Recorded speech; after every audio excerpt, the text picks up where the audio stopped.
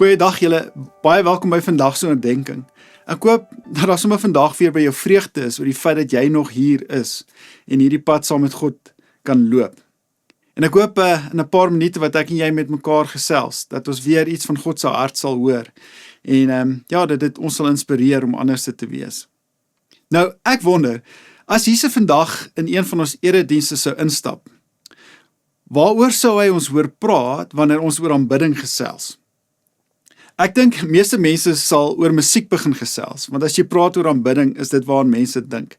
Ek kan nogal sien dat mense sal beklei, moet dit 'n orgel wees, moet dit 'n band wees. Afrikaans of Engels, mag 'n mens dit meng of nie? Ou liedere of nuwe liedere?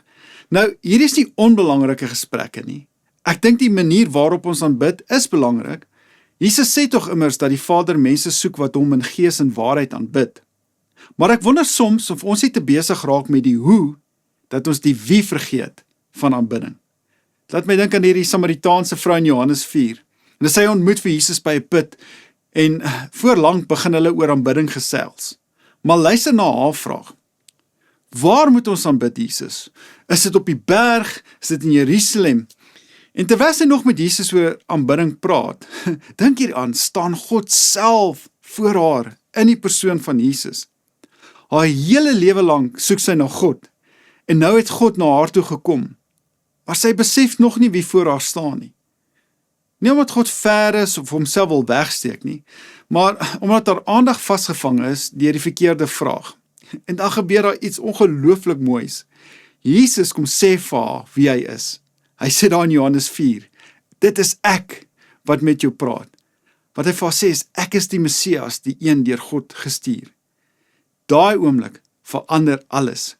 Die gesprek gaan nie meer oor 'n berg of oor 'n tempel nie. Nou gaan dit oor Jesus. En sy ontdek dat God is nie ver nie. Hy staan voor haar. En skielik verstaan sy iets van die Vader se hart. Die God wat sy haar hele lewe lank gesoek het, is baie mooier en beter as wat sy ooit kon droom. En dit is waar aanbidding begin. Nie met die eerste lied nie wanneer jy by die kerk instap nie. Aanbidding begin wanneer ek Jesus begin raak sien vir wie hy werklik is.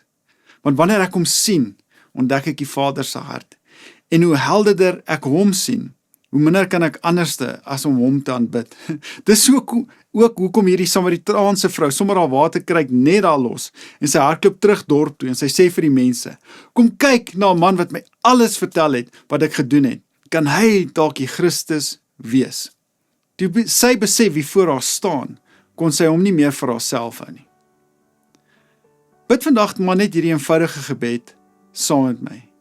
Here Jesus, help my om U vandag raak te sien vir wie U werklik is. Amen. Nou julle namens die hele beleefspan, wens ek vir jou 'n baie mooi dag toe.